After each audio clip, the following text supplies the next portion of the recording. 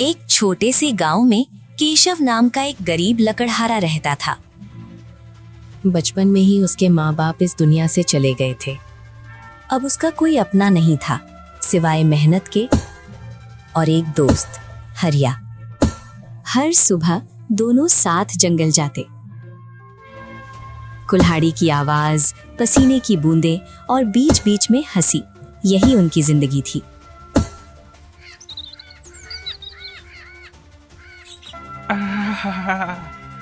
अरे केशव भाई, आज कुछ ठीक नहीं लग रहा। सिर घूम रहा है, हाथों में अब जान नहीं बची। तो क्या हुआ?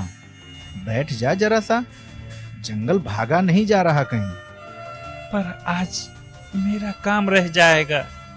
तू रोज ही इतना करता है भाई। काम रह गया तो क्या हुआ?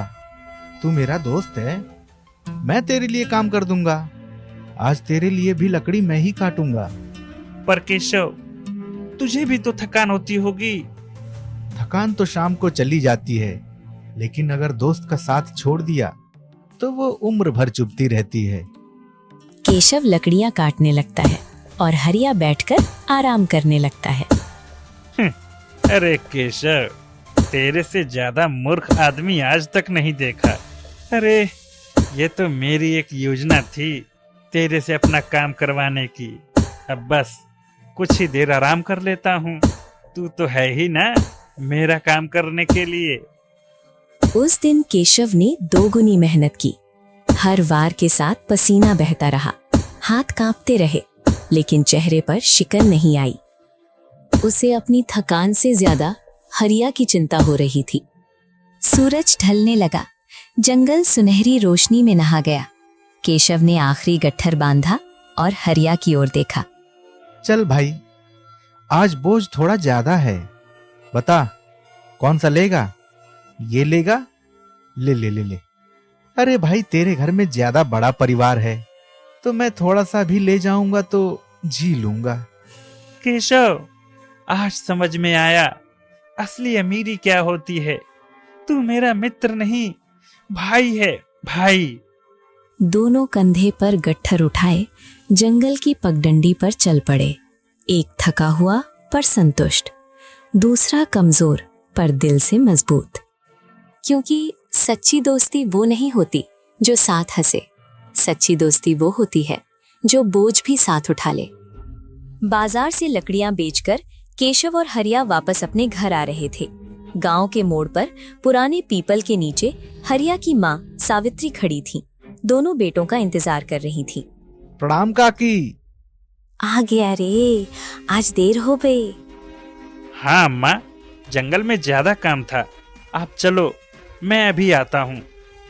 इतना कहकर हरिया गट्ठर उठाए घर की ओर बढ़ गया। पीपल के नीचे अब सिर्फ केशव और सावित्री रह गए। तू भी रोज ऐसे ही मेहनत करता है बेटा? कभी अपने बारे में सोचा है? सोचा है काकी, पर जो चल रहा है वही ठीक लग रहा है।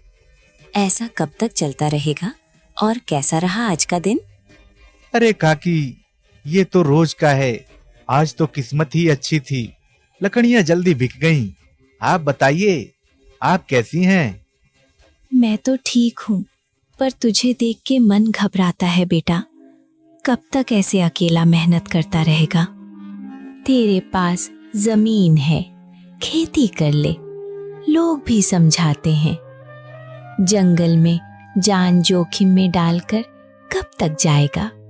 काकी, मैंने सब सोचा है, लेकिन सच कहूं तो मुझे इससे ज्यादा चाहिए भी क्या? ना बीबी हैं, ना बच्चे हैं, ना कोई इंतजार करने वाला। खेती करूंगा तो रोज की चिंता, कभी पानी की, कभी फसल की। और अगर मेहनत बेकार गई तो अभी जो है वही ठीक है। दिन भर लकड़ी काटता हूँ, शाम को पेट भर खाना मिल जाता है, रात को चैन की नींद आती है। मेरे लिए तो यही बहुत है काकी। बेटा, इंसान को कभी कभी अपने लिए नहीं, किसी और के लिए भी जीना चाहिए। तेरे माँ बाप होते ना तो तुझे ऐसे देखकर दुखी होते। काकी, आप ही तो मेरी माँ हो, हरिया है, बस इतना साथ काफी है। ज्यादा सोचूंगा तो दिल भारी हो जाएगा।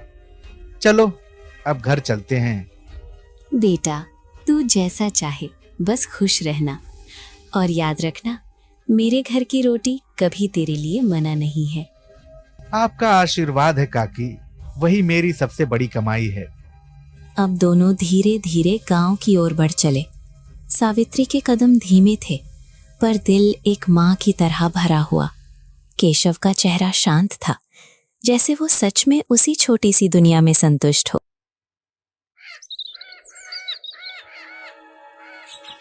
रास्ते में सावित्री केशव से कहती है, बेटा केशव, इतनी शाम हो गई है, घर जाकर अकेले क्या करेगा? चल मेरे साथ, आज मेरे घर ही खाना खा ले।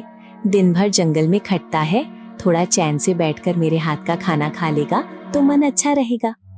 अरे काकी, आप भी ना, मैं तो घर जाकर बस 2 रोटी सेकने वाला था, लेकिन आप इतना प्यार से कह रही हैं तो मैं मना कैसे करूं। आपके हाथ की रोटी का स्वाद आज भी याद है। जब मेरे माता पिता की मृत्यु हो गई थी तो आप ही ने तो मुझे पाला था। सावित्री की आंखें खुशी से चमक उठी। क्या तू भी ऐसे मत बोला कर, मैं भी तो तेरी माँ ही हूँ। घर के अंदर चूल्हा जल रहा था, हल्की सी धुएं की खुशबू फैली हुई थी। विमला चूल्हे के पास बैठी रोटियां सेक रही थी। केशव को देखते ही उसका चेहरा सख्त हो गया, नजरें तेज हो गईं। वो कुछ बोली नहीं, बस चुपचाप घूरती रही। सावित्री सब समझ गई, लेकिन उसने कुछ कहा नहीं। वो मुस्कुराई और केशव को भीतर बिठा लिया। बैठ जा बेटा, आज तेरी पसंद की दाल बनाई है, रोटियां भी गरम गरम आ जाएंगी। काकी, आप मेरे लिए इतना क्यों करती हैं? मैं तो बस। चुप, तू मेरा बेटा है, हरिया जितना ही। आज तू यहाँ बैठा है, बस यही मेरे लिए काफी है। विमला चुपचाप रोटियां सेकती रही, गुस्सा भीतर ही भीतर जल रहा था। केशव ने खाना खाया और अपने घर चला गया।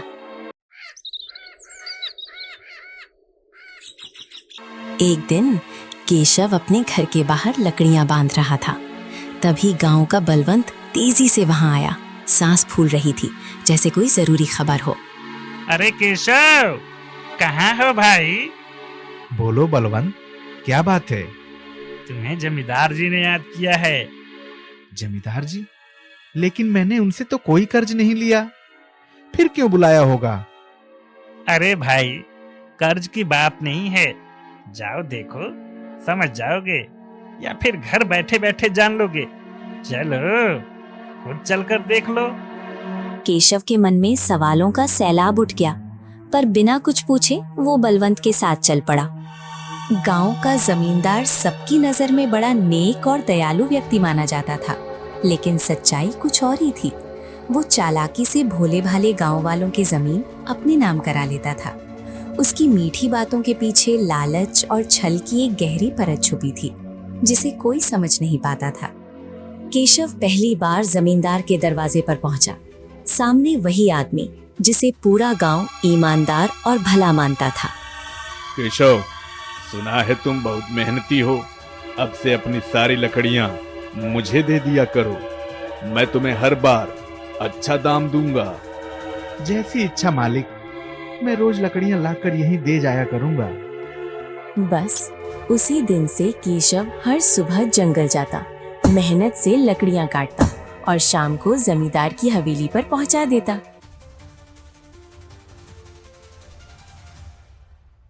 रात गहरी हो चुकी थी।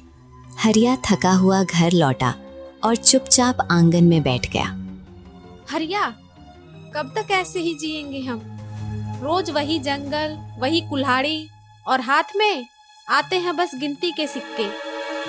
विमला, मैं जान लगा रहा हूँ, सुबह से शाम तक मेहनत करता हूँ। जंगल में अब पहले जैसी लकड़ी भी नहीं रही। मेहनत से अगर घर चलता तो आज हम इस हालत में होते क्या? देखो सुनीता को, उसका आदमी शहर गया है। आज हाथ में गहने हैं, इज्जत है। हर कोई एक जैसा नहीं होता विमला, किस्मत सबको एक राह नहीं देती। किस्मत? सब कुछ किस्मत पर छोड़ दोगे क्या? और ऊपर से तुम्हारी माँ, खाना, दवा, कपड़ा, सब कुछ हमें ही देखना पड़ता है। बस मेरी माँ को बीच में मत लाओ, वो बोझ नहीं है, मेरी माँ है, माँ। तो फिर मैं क्या करूं हरिया? मैं भी तो सपना लेकर आई थी इस घर में। मुझे भी चाहिए अच्छे कपड़े, थोड़ी इज्जत, लोगों में सिर उठाकर चलना। कुछ अलग करो, कोई बड़ा काम, कोई चालाकी। कब तक लकड़हारा बनकर घूमोगे? कर रहा हूँ कोशिश, लेकिन रास्ता नहीं दिखता विमला। हर तरफ अंधेरा है। अगर तुझे रास्ता नहीं दिखता तो मैं ढूंढ लूंगी, पर याद रखना, मैं ऐसे ही पूरी जिंदगी नहीं काट सकती। हरिया वहीं बैठा रह गया।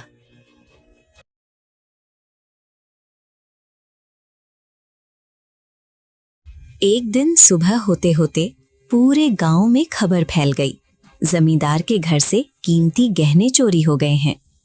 किसी के मुंह से डर था, किसी के मुंह से मजा। थोड़ी ही देर में चौपाल भर गई। पीपल के नीचे पंचायत बैठी, बीचों बीच जमींदार खड़े थे। चेहरे पर गुस्सा भी था और चोट भी। सरपंच जी, कल रात मेरे संदूक से गहने चोरी हो गए, और अजीब बात यह है कि कल के दिन मेरे घर में सिर्फ 2 लोग लकड़ी देने के लिए आए थे, एक हरिया की पत्नी और दूसरा केशव। चौपाल में सरघुसियां फैल गईं। कोई हरिया की तरफ देख रहा था, कोई केशव की।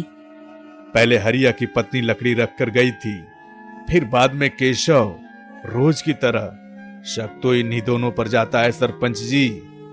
ठहरो, शक से फैसला नहीं होता, पहले सच्चाई देखी जाएगी। इतने में भीड़ को चीरती हुई विमला आगे आई। चेहरे पर घबराहट भी थी और अपमान की चोट भी। सरपंच जी, मैं रोज की तरह लकड़ी लेकर गई थी, आंगन में रखी, चौखट पर पैर छुए और लौट आई। न अंदर गई, न किसी संदूक के पास। मैं चोरी क्यों करूंगी? कुछ औरतों ने सिर हिलाया। सबने उसे आते जाते देखा था। ठीक है विमला, अब केशव की बात सुनी जाएगी। सरपंच जी, मैंने भी रोज की तरह लकड़ी दी और लौट आया। ना ताला छुआ, ना गहने देखे। मेरी कमाई मेहनत की है। चोरी करना मैंने कभी नहीं सीखा, कभी नहीं।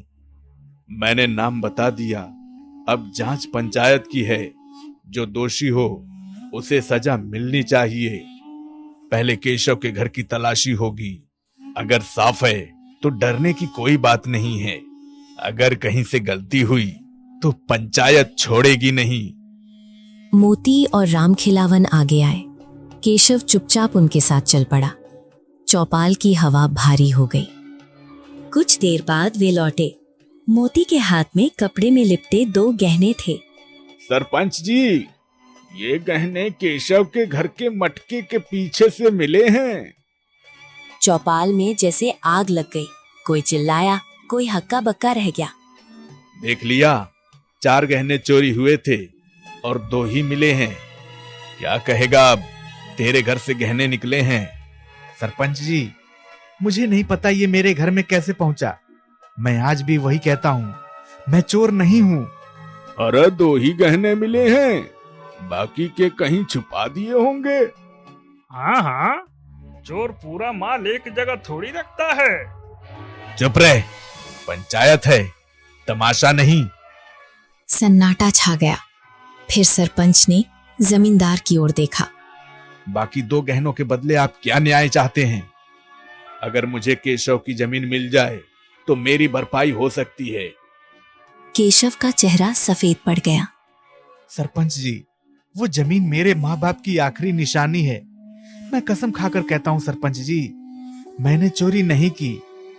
सबूत हमारे सामने है केशव, पंचायत का फैसला बदल नहीं सकता। बाकी 2 गहनों के बदले केशव की जमीन जमींदार जी के नाम की जाती है। एक पल में केशव से उसकी सबसे बड़ी पूंजी छिन गई, जमीन और सम्मान। भीड़ धीरे धीरे छट गई, लेकिन केशव वहीं खड़ा रहा। उस शाम सूरज सिर्फ आसमान में नहीं डूबा, केशव की जिंदगी में भी एक लंबी अंधेरी रात उतर आई। पंचायत खत्म होते ही भीड़ धीरे धीरे छट गई। कोई चुप था, कोई संतुष्ट। जमींदार भी भारी कदमों से अपने घर लौट आया। घर के भीतर जमींदार की पत्नी सरला दरवाजे के पास ही खड़ी थी। चेहरे पर बेचैनी साफ झलक रही थी। एक बात पूछूं जी, आपने पंचायत में वो सब क्यों कहा? हमारे तो कोई गहने चोरी नहीं हुए थे। जमींदार ठिठका, फिर होठों पर एक हल्की टेढ़ी मुस्कान आई। अरे सरला, आज भी तू वैसी की वैसी ही है, सीधी, दिमाग और समझ से भी सरला ही है तू। मतलब? ये सब मैंने रचा था केशव की जमीन हड़पने के लिए। क्या? पर वो तो गरीब लकड़हारा है। तो क्या हुआ, जमीन तो जमीन होती है, उपजाऊ है, और वो कुल्हाड़ी उठाकर जंगल में मरता रहता है। सरला के चेहरे का रंग उड़ गया। लेकिन आपने उसके घर गहने क्यों रखवाए? रखवाए नहीं, मैंने खुद रखे थे। कितने? 4 नकली। तो पंचायत में सिर्फ 2 ही क्यों मिले? यही तो किस्मत का खेल है, 4 में से 2 किसी और ने उड़ा लिए। अगर चारों मिल जाते तो मैं यही कह देता कि 6 गहने थे। सरला की रूह कांप गई। ये बहुत गलत है। भगवान से डरिए। भगवान भगवान तो उन्हीं का साथ देता है जिनके हाथ में ताकत होती है, ताकत। और देख लिया ना, केशव और ज्यादा फंस गया और उसकी जमीन आज मेरे नाम हो गई है। अगर इसका बुरा अंजाम हुआ तो? तब की तब देखेंगे सरला, अभी तो फायदा हमारा है। दीपक की लौ हल्की सी कांपी। सरला चुप रह गई और जमींदार संतुष्ट मुस्कान के साथ अंधेरे में डूब गया। विमला की आवाज में अब वो तेजी नहीं थी।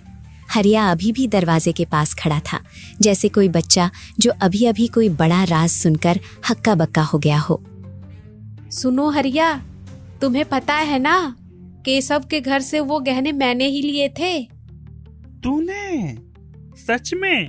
लेकिन वो तो चोर निकला ना, पूरा गांव कह रहा है। अरे वो चोर है या नहीं, उससे क्या मतलब। मैंने देखा उसके घर में 4 चमचमाते गहने पड़े थे। जब वो जंगल गया था, मैं चुपके से गई, 2 ले लिए और बाहर कुएं वाली झाड़ी में छुपा दिए। बाकी 2 तो जमींदार के आदमियों ने ढूंढ लिए। अब वो सोच रहा होगा कि उसके घर में कैसे आए थे, लेकिन हमारा क्या जाता है। विमला, ये बहुत बड़ा जोखिम है। अगर किसी को पता चल गया तो, जमींदार को शक हुआ तो हम दोनों फंस जाएंगे। शक किसे होगा? केशव भोला है, वो खुद को दोषी मान रहा है। गांव वाले भी उसी पर इल्जाम लगा रहे हैं। हम तो बस मौका देख कर ले आए। अब ये गहने हमारे हैं। फिर क्या करेंगे? रखेंगे? रखेंगे क्या, बेच देंगे जल्दी से किसी दूर के शहर में, जहाँ कोई जान पहचान ना हो। तो 400 मिल जाएंगे तो हमारी जिंदगी बदल जाएगी। सही कह रही है, लेकिन सावधानी से, किसी को पता नहीं चलना चाहिए। पता नहीं चलेगा, मैं सब संभाल लूंगी। बस तुम मेरे साथ चलना, कल सुबह ही निकलते हैं। ये गहने हमारी किस्मत है हरिया, अब हमारी किस्मत बदलेगी।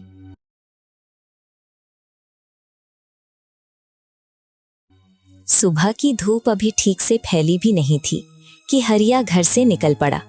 वो शहर की ओर जाने वाली पगडंडी पर चल पड़ा, बार बार इधर उधर देखता हुआ। जंगल के किनारे उसे केशव दिख गया। कंधे पर कुल्हाड़ी थी, चाल धीमी, चेहरा बुझा हुआ, जैसे रात भर सोया ही ना हो। हरिया को देखते ही केशव रुक गया। अरे केशव, तू यहाँ क्या कर रहा है? मैंने सुना है तूने जमींदार के घर से गहने चुरा लिए। ये सच है क्या? भाई, चोरी गलत होती है, तुझे ऐसा नहीं करना चाहिए था। हरिया, तू भी यही सुनाने आया है? मैंने कोई चोरी नहीं की भाई। मैं मेहनत करता हूँ, उसी से पेट भरता हूँ। मेरे घर वो गहने कैसे आए मुझे खुद नहीं पता। मैं रोज जंगल जाता हूँ, घर खाली रहता है, कोई भी आ जा सकता है, पर मैंने हाथ नहीं लगाया, कसम से। तो फिर पंचायत में गहने तेरे घर में कैसे मिले? पूरा गांव यही बोल रहा है, जमीन तक चली गई तेरी। कहीं तूने बाकी गहने लालच में छुपा तो नहीं दिए? छुपाए? हरिया, तू मुझे जानता है, मेरे पास छुपाने को क्या है? न पैसा न लालच। मैंने कभी किसी का एक पैसा भी गलत नहीं लिया। अगर गहने मिले तो किसी ने डाले होंगे, पर मैं चोर नहीं हूँ। कम से कम तू तो मुझ पर भरोसा कर। भरोसा? अब क्या भरोसा करूं? सबूत तो तेरे खिलाफ हैं। अगर तू निर्दोष है तो पंचायत में चुप क्यों रहा? कुछ बोला क्यों नहीं? क्या बोलता भाई, मेरे पास दिखाने को सिर्फ ये कुल्हाड़ी है। मैंने न कभी झूठ बोला, न किसी को धोखा दिया। तू मेरी जिंदगी जानता है हरिया, फिर भी तू मुझे चोर कह रहा है। अगर तुझे ही यकीन नहीं तो अब मैं किससे कहूँ? अच्छा ठीक है, जो होगा देखा जाएगा। मुझे शहर जाना है, कुछ काम है। तू अपना ख्याल रख और आगे सावधान रहना। जा भाई जा, बस याद रखना, मैंने कभी झूठ नहीं बोला। और तू मेरा भाई है, मैं ये बात कभी नहीं भूलूंगा। हरिया ने सिर हिलाया, नजरें झुकाए तेज कदमों से आगे बढ़ गया। हरिया भोर होते ही शहर की ओर निकल पड़ा था। शाम ढलते ढलते लौटा तो चेहरा उतरा हुआ था और हाथ खाली। विमला आंगन में बैठी थी, उसकी आंखें उसी का रास्ता देख रही थीं। विमला, सब बेकार निकला। दुकानदार ने हाथ में लेते ही बोला, ये गहने नहीं, कांच के टुकड़े हैं, बेचने लायक भी नहीं। तो अब क्या करेंगे? फेंक दे? फेंकना आसान है। अगर किसी को पता चल गया ये हमारे पास थे तो जमींदार ने केशव की जमीन तो ली, कहीं हमारी भी न ले ले। कौन साबित करेगा कि ये नकली थे? इसलिए चुप रहना ही ठीक है हरिया। एक शब्द भी बाहर गया तो पंचायत में फंस जाएंगे। तभी दरवाजे के पास सावित्री खड़ी थी। आंखें लाल थीं, हाथ कांप रहे थे। पूरा सच सुन चुकी थी। तुम दोनों ने बहुत बड़ा पाप किया है। केशव कितना भोला है, उसकी जमीन चली गई तुम्हारी चाल की वजह से। मैं अभी सरपंच जी के पास जाऊंगी, सब सच बता दूंगी। अम्मा, ये आप क्या कह रही हैं? जरा सोचिए। हाँ अम्मा जी, जरा दिमाग से सोचिए। सच बताने से केशव को क्या मिलेगा? जमींदार भड़क गया तो हम सब मिट जाएंगे। मुझे किसी का डर नहीं, गुनाह का फल तो भोगना ही पड़ता है। केशव ने तुम्हारा क्या बिगाड़ा था? हरिया और विमला ने एक दूसरे की तरफ देखा। हवा भारी हो गई। फिर हरिया ने धीरे से सावित्री का हाथ पकड़ लिया। अम्मा, आप ऐसा मत करिए। अगर आपने एक शब्द भी बोला तो समझ लीजिए केशव की जान को खतरा हो जाएगा। हम मजबूर हैं, आपकी वजह से ये नहीं चाहते, पर चुप रहना ही होगा।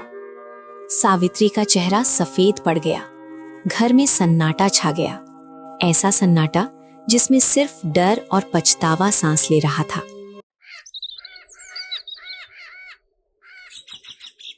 दोपहर ढल रही थी। केशव जंगल से लौट रहा था। कंधे पर लकड़ियों का भारी गट्ठर, हाथ में कुल्हाड़ी, माथे पर पसीना था, चेहरे पर उदासी, पर आंखों में वही पुरानी सादगी। प्रणाम काकी, आप यहाँ? खुश रहो बेटा, सब ठीक तो है? हाँ काकी, ठीक हूँ। रोज का काम है। आप बताइए, सब कुशल है? तू अब गांव में लकड़ी बेचने क्यों नहीं आता? लोग पूछते हैं केशव कहाँ चला गया। क्या बताऊं काकी, चोरी का इल्जाम लगने के बाद से वहां जाने का मन नहीं करता। लोग देखते हैं, फुसफुसाते हैं, इसलिए अब दूसरे गांव चला जाता हूँ। वहां कोई पहचानता नहीं मुझे। बेटा, तूने चोरी नहीं की, मुझे सब पता है। तू ऐसा कर ही नहीं सकता। आप ये कह देती हैं काकी तो मन हल्का हो जाता है। अब मैं चलता हूँ, दूसरे गांव पहुँचना है शाम होने से पहले। अरे हाँ, मेरे भाई सेठ धनीचंद जी मिले थे क्या? हाँ काकी, पूछ रहे थे आप कैसी हैं। मैंने कहा आप उन्हें आज भी याद करती हैं। धनीचंद बचपन में कितना शैतान था। दिल तब भी साफ था, आज भी है। तुझे देखकर उसकी याद आ गई। वो बहुत अच्छे इंसान है काकी, बिल्कुल आपकी तरह। जा बेटा, अपना ध्यान रखना और भूखा कभी मत रहना। मेरे घर की रोटी तेरे लिए हमेशा है। केशव ने फिर प्रणाम किया, गट्ठर सर पर उठाया और आगे बढ़ गया।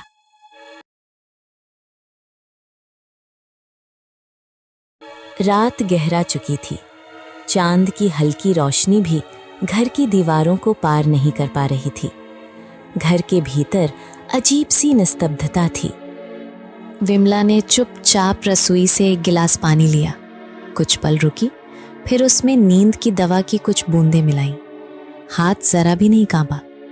विमला गिलास लेकर सावित्री के कमरे में गई। सावित्री बिस्तर पर लेटी थी, आंखें बंद थीं, पर नींद अधूरी थी। माँ जी, पानी पी लीजिए, रात में गला सूख जाता है ना। बेटी, तू अभी तक जाग रही है? अच्छा दे, पी लेती हूँ। सावित्री ने गिलास लिया, धीरे धीरे पूरा पानी पी गई। अब नींद आ जाएगी शायद। विमला बस मुस्कुरा दी, बिना कुछ कहे बाहर आ गई। आंगन में हरिया खड़ा था। विमला ने आंखों से इशारा किया। दोनों चुपचाप इंतजार करने लगे। कुछ देर बाद सावित्री की सांसें गहरी और एक से हो गई। सो गई? अब सुबह से पहले नहीं उठेगी। हरिया और विमला ने सावित्री को उठाया। विमला ने एक पुरानी चादर उड़ा दी, जैसे ठंड से बचा रही हो। दोनों जंगल की तरफ बढ़ चले। अंधेरा घना था, बस टॉर्च की पतली सी रोशनी रास्ता दिखा रही थी। कालिया शेर वाली गुफा पास ही थी, जंगल की उस गहराई में जहां कोई भटक कर भी नहीं जाता। गुफा के मुहाने पर पहुंचकर हरिया ने सावित्री को धीरे से जमीन पर लिटा दिया। कुछ पल दोनों खामोश खड़े रहे। जंगल की हवा सरसराई। ऐसा तो नहीं कि तुम अंदर ही अंदर अपनी माँ के लिए रो रहे हो? नहीं, मैं तो कब से चाहता था कि इस बुढ़िया से छुटकारा मिले। बस डरता था कि तू क्या कहेगी। मैं भी यही चाहती थी, लेकिन डर मुझे भी था। सोचती थी तुम मुझे ही गलत ठहरा दोगे। आज सब अपने आप ठीक हो गया। सुबह होते ही कालिया शेर अपना काम कर देगा, और अगर जाग भी गई तो दवा का असर दिन भर रहेगा। यहाँ कोई नहीं आता। तो फिर ठीक है, चलो घर। दोनों ने एक बार फिर सावित्री को देखा, फिर बिना कुछ कहे पीछे मुड़ गए। पीछे गुफा में सन्नाटा था, बस सावित्री की धीमी सांसें और जंगल की हल्की सरसराहट। घर पहुंचकर ना कोई बात ना कोई पछतावा, फिर दोनों सो गए।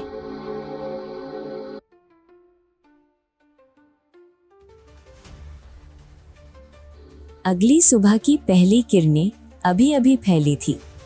अरे बाप रे, आज तो देरी हो गई। जल्दी चलता हूँ, नहीं तो शाम को घर लौटने में मुश्किल हो जाएगी। वो तेजी से उठा, अपनी पुरानी कुल्हाड़ी कंधे पर टांगी और जंगल की ओर चल पड़ा। कदम तेज थे, लेकिन मन में वही पुरानी उदासी छिपी हुई थी। चोरी का इल्जाम अभी भी कांटे की तरह चुभ रहा था। जंगल के अंदर घुसते ही केशव ने कुछ पेड़ों पर नजर डाली, लेकिन तभी दूर से एक साया दिखा।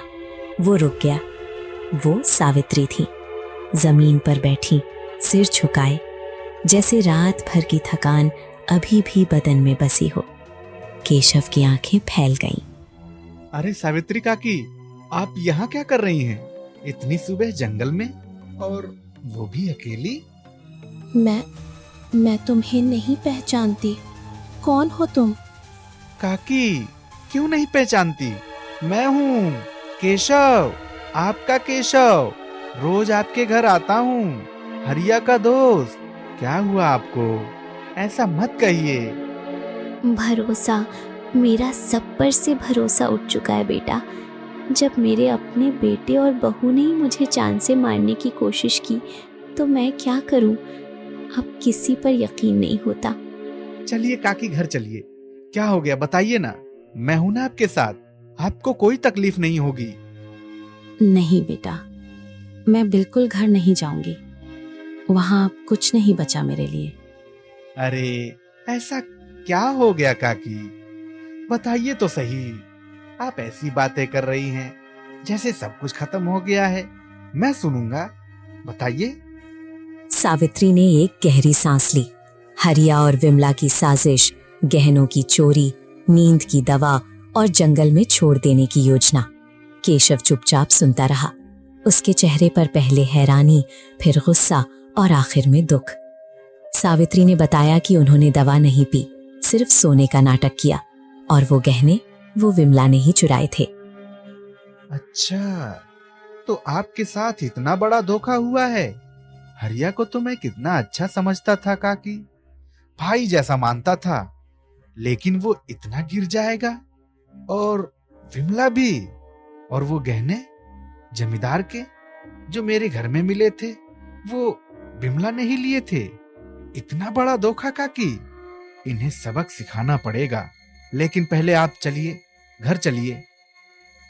मैंने कहा ना, मैं नहीं जाऊंगी वहां। तो आप कहाँ रहेंगी काकी? जंगल में?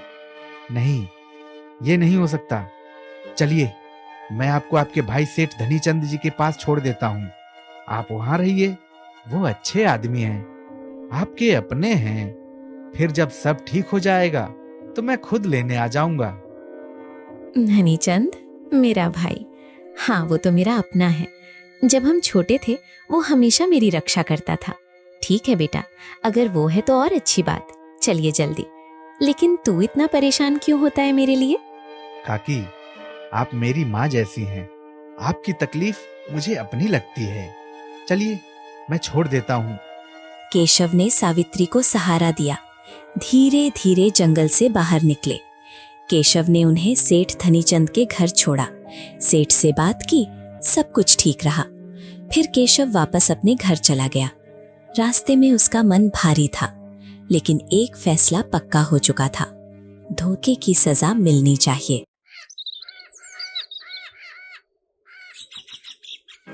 दिन बीतते जा रहे थे। हरिया की हालत अब सच में खस्ता हो चुकी थी। पैसे खत्म, घर में रोटी तक मुश्किल से बनती।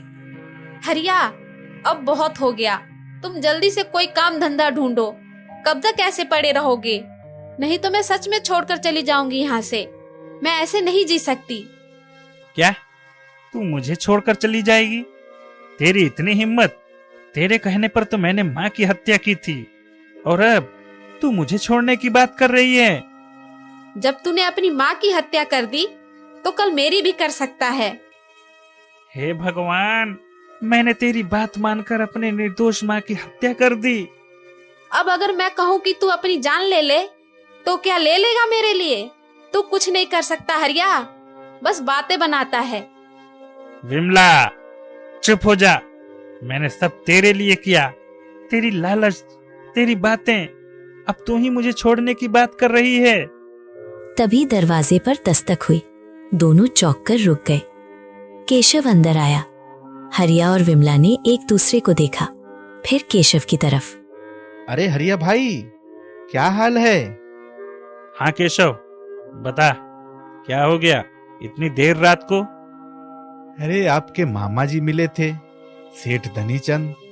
हाँ, वो कह रहे थे कि अपनी सारी जमीन जायदाद अपनी बहन सावित्री के नाम कर देंगे।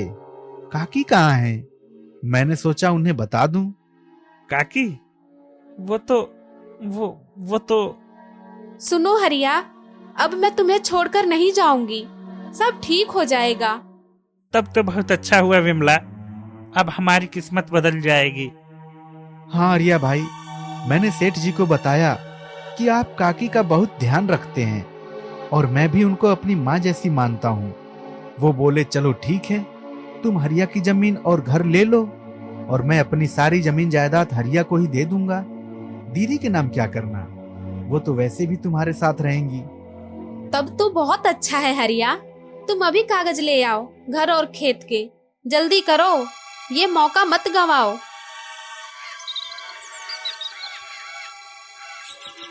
हरिया तुरंत अंदर गया, पुराने बक्से से कागजात निकाल लाया। फिर केशव ने बाहर इशारा किया और सावित्री और सेठ धनीचंद अंदर आए। हरिया और विमला के चेहरे सफेद पड़ गए। सावित्री का चेहरा दर्द और गुस्से से भरा था। सेठ धनीचंद की आंखें सख्त। काकी आइए, आप कहाँ चली गई थी? माँ, अरे जहाँ तुम लोगों ने मुझे छोड़ दिया था जंगल में शेर की गुफा के पास। सोचा था मैं मर जाऊंगी, लेकिन भगवान ने बचा लिया। हाँ, मुझे भी नहीं पता था कि मेरी दीदी इतनी तकलीफ में है। तुम दोनों ने इन्हें बहुत कष्ट दिया है, और ये बात तो सच है। मैं अपनी जमीन जायदाद वैसे भी तुम दोनों को देने वाला था, लेकिन अब तुम दोनों की असलियत मेरे सामने आ गई है। मेरा तो कोई परिवार ही नहीं था। मामा जी, वो गलती हो गई हमसे। गलती? अरे, तो आखिर इस सारी जमीन और जायदाद के मालिक भी तो तुम ही होते। लेकिन तुम लोगों ने मेरी दीदी को ही जान से मारने की कोशिश की। आज से ही मैं अपनी सारी जमीन जायदाद केशव के नाम करता हूँ। वही नेक आदमी है और भोला भी, वही इसके योग्य है। और तुम दोनों की जरूरत मेरी दीदी को नहीं है। भोला ही सब संभाल लेगा। सेठ ने कागजात पर दस्तखत कर दिए। फिर पंचायत बुलाई गई। पूरा गांव इकट्ठा हुआ। सच्चाई सामने आई। गहनों की चोरी, साजिश, सब कुछ। सरपंच ने फैसला सुनाया। मैं तेरी बात न मानता तो आज मेरी जिंदगी अच्छी होती। सब कुछ तेरी वजह से बर्बाद हो गया। मानती हूँ कि मैंने गलती की, लेकिन कम से कम तुम्हें तो अच्छा सोचना चाहिए था। वे दूर चले गए, गांव की सीमा पार। पीछे केशव और सावित्री खड़े थे। जिंदगी ने न्याय कर दिया था और गांव की हवा में अब शांति थी।